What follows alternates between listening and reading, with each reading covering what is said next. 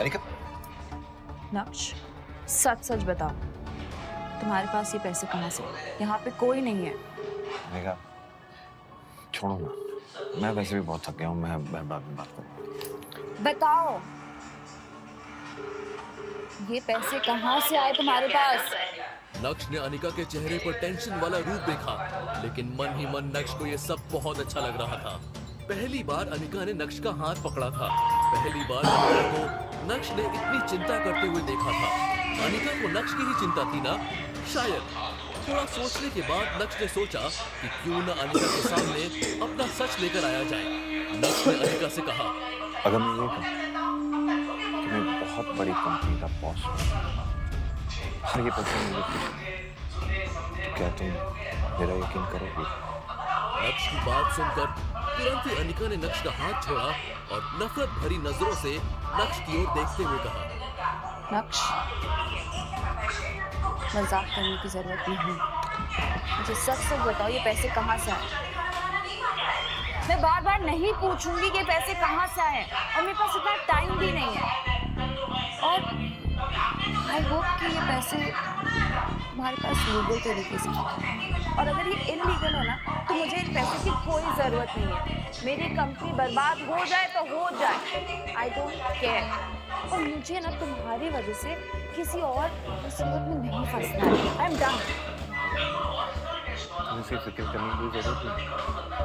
I promise कि ये जो पैसे हैं ये लीगल सोर्स है, लीगल तरीके से तुम बेझिझक इसका इस्तेमाल कर सकते हो।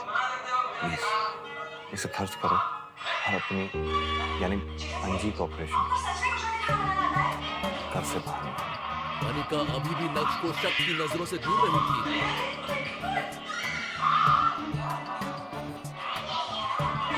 ठीक है, मैं तुमको भरोसा कर रही हूँ, और तुम भी चिंता मत करो। मैं तुम्हें पैसे जल्दी लौटा दूँ, जितनी जल्दी हो सकेगी उतनी जल्दी। Okay, thank you. नक्श ने अपना हाथ हिलाया और सबसे पहले कमरे से बाहर निकला। बाहर आकर नक्श ने देखा कि भाग्या तो वहां से जा चुकी थी। ये जानकर नक्श को अच्छा नहीं लगा। शायद नक्श भाग्या की और खिंचाई करना चाहता था। तभी इतने में चित्रा वहां आई और उसने फिर से नक्श से पूछा, नक्श, तुम्हारे पास 5 करोड़ रुपए कहाँ से आए? इतने में अनिका ने अपनी माँ को साइड में किया और उसके कान में कुछ बोलने लगी। उसके बाद से चित्रा ने कोई सवाल जवाब नहीं किए। हालांकि नक्श के प्रति उसका एटीट्यूड पहले से थोड़ा जेंटल हो गया था। दूसरी तरफ अब सूरत शहर की ही नहीं बल्कि पूरे गुजरात की काया पलट होने वाली थी। भानुशाली ग्रुप में नए सीईओ की एंट्री हो गई थी। पूरे गुजरात में ये बात करने का मेन टॉपिक बन गया था। अब जब भानुशाली ग्रुप नए सीईओ के साथ मार्केट में उतरा तो बहुत सारी एंटरटेनमेंट कंपनीज इनके साथ टाई अप करते हुए अपनी किस्मत आजमाना चाहती थी। लेकिन सीईओ साहब ने सबको लाल झंडा दिखाया था। यहाँ तक कि उन कंपनीज को भी जो पहले कई सालों से भानुशाली ग्रुप के साथ काम करते हुए आ रही थी, नक्श ने सबका कॉन्ट्रैक्ट खत्म कर दिया था। पहले ही दिन से नक्श ने अपने तरीके से काम करना शुरू कर दिया था और आगे आगे नक्श ने जो किया उससे भानुशाली ग्रुप खूब सुर्खियां बटोरने लगा था। लॉजिकली बात की जाए तो अभी तक भानुशाली ग्रुप ने जिन भी कंपनीज के साथ टाई अप किया है वो सभी हाई प्रोफाइल कंपनीज थी। कुछ सूरत की, कुछ अहमदाबाद की, तो कुछ मुंबई की। लेकिन इस बार जब लोगों ने जावेरी खानदान के बारे में सुना तो उन्हें बहुत शॉकिंग लगा। बहुत लोगों ने अनिका जावेरी के बारे में सुना ही नहीं था और जावेरी परिवार भानुशाली ग्रुप के साथ डील करने चला गया। ऐसा नहीं है कि सूरत शहर में कोई जावेरी खानदान को जानता नहीं था। बिल्कुल जानते थे, लेकिन अनिका जावेरी को नहीं जानते थे, क्योंकि अनिका तो सिर्फ जावेरी खानदान का हिस्सा थी। उसका नाम कभी भी जावेरी खानदान के चर्चित सितारों में शामिल नहीं होता था। हाँ, लेकिन सूरत शहर में नवीन जावेरी को लेकर काफी बातें उठी थी। बहुत से लोगों को पता चल गया था कि जावेरी खानदान का चर्चित चेहरा नवीन जावेरी यानी अपने मैम्बो अंकल भानुशाली ग्रुप के साथ डील करने गए थे, लेकिन उन्हें रिजेक्ट कर दिया गया। लोग बहुत ही ज्यादा कंफ्यूज थे। जब जावेरी खानदान के सबसे पावरफुल इंसान नवीन जावेरी को रिजेक्ट कर दिया तो फिर भला ये अनिका जावेरी भानुशाली ग्रुप जाकर कौन सा तीर मार लेगी? भानुशाली ग्रुप का नया सीईओ आखिर सोच क्या रहा है? क्या वो बड़ी हाई प्रोफाइल कंपनीज की जगह अब क्या छोटी छोटी कंपनीज के साथ काम करना चाहता है? कुछ ऐसे ही सवाल लोगों के मन में उठने लगे थे। ये सारे सवाल सिर्फ लोगों के मन में ही नहीं, बल्कि अब तो अनिका जावेरी के मन में भी उठने लगे थे, क्योंकि उसे भी कुछ समझ में नहीं आया कि उसके साथ हुआ क्या।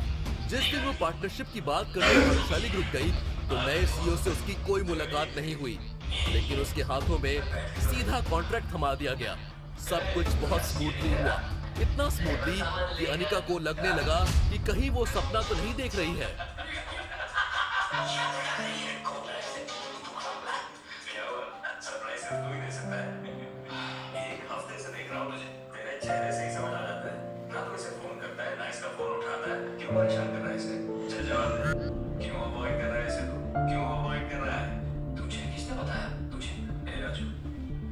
जिस नंबर से आप संपर्क करना चाहते हैं वह अभी स्विच ऑफ है।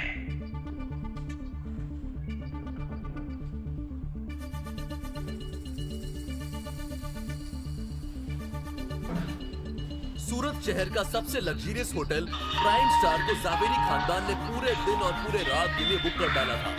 कल्याणी अनिका की सक्सेस पार्टी मना रही थी, क्योंकि अनिका की वजह से पहली बार जावेरी खानदान और भानुशाली ग्रुप के बीच में कॉन्ट्रैक्ट जो हो गया था। कल्याणी ने जावेरी खानदान के सभी लोगों को इस पार्टी में आने के लिए कहा, और भला कल्याणी की बात को कोई कैसे टाल सकता था। प्राइम स्टार के बैंक्वेट हॉल में सबकी नजर बस अनिका पर ही अटकी हुई थी। नक्श अनिका के पीछे पीछे घूम रहा था। वाकई में अनिका सेंटर ऑफ अटेंशन के साथ साथ सेंटर ऑफ अट्रैक्शन भी बन गई थी।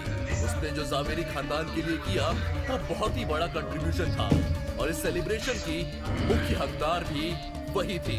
पूरा जावेरी खानदान प्राइम स्टार में मौजूद था।